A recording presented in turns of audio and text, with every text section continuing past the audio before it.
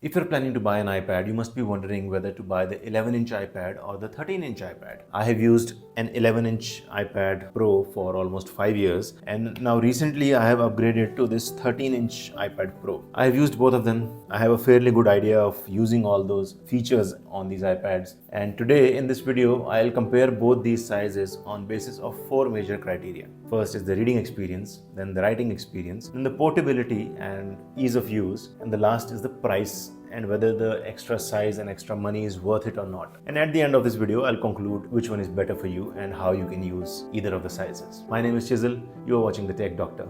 Let's begin. So for reading experience, the larger size makes reading a lot easier. It is more pleasing. A page on the 13-inch screen almost appears like an A4 page in front of you. You don't need to continuously zoom in and zoom out or keep panning around the page to read. You have a decent screen size, your text size is decent, so it becomes easier to read. And also for people with photographic memory like me, you have a larger portion of the page visible at a time, so it improves your photographic memory while reading on this bigger screen. Also, if you use it in the landscape mode, then also since you have a wider screen, you have more screen space. Highlighting and marking on the iPad becomes a lot easier. So reading experience overall is better on the 13-inch iPad.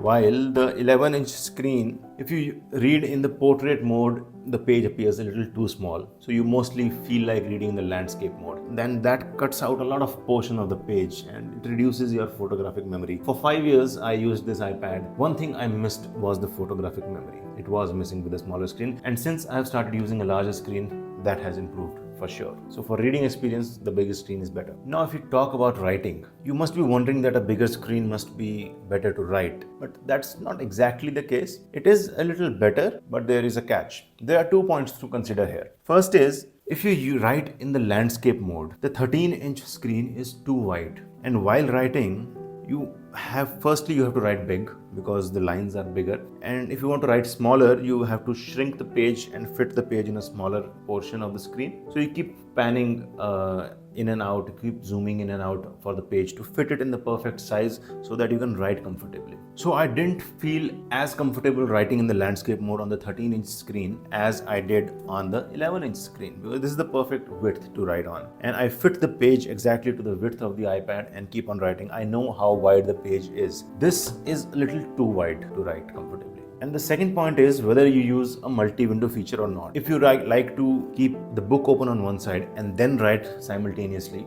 then definitely the bigger screen helps. So if you use multi-window features while making notes, while writing, then you need the 13-inch iPad. But if you write with just the Notes app open without any multi-window feature, then the 11-inch is really comfortable in writing. Yes, you can work around and write in the portrait mode on the 13-inch screen. That does make it feel comfortable, and you don't need to keep zooming in and zooming out and to know how wide the page is.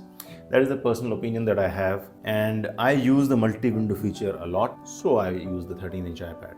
So you can keep these two things in mind. For portability, there is no doubt the 11-inch iPad is perfect. It fits in your bag comfortably, it is light, you can carry it to classes, you can carry it to the labs, you can even take it to the grounds or parks if you like to read and write at those places. I'm a doctor, I take it to my hospital, I take it to my wards, I open it in my duty rooms in between the shifts. If you like to use the iPad while lying down on the bed in various kind of postures, then also the 11-inch will be really handy. The 13-inch on the other hand is big, it is heavier, it feels a little bulky. Obviously you will have a case around it, so it becomes like a laptop. It feels more like a laptop. And since I have bought this bigger screen size, I have not taken out my iPad as promptly as I would with an 11-inch. The 11-inch just feels a little easier and more portable and just gives a better feel.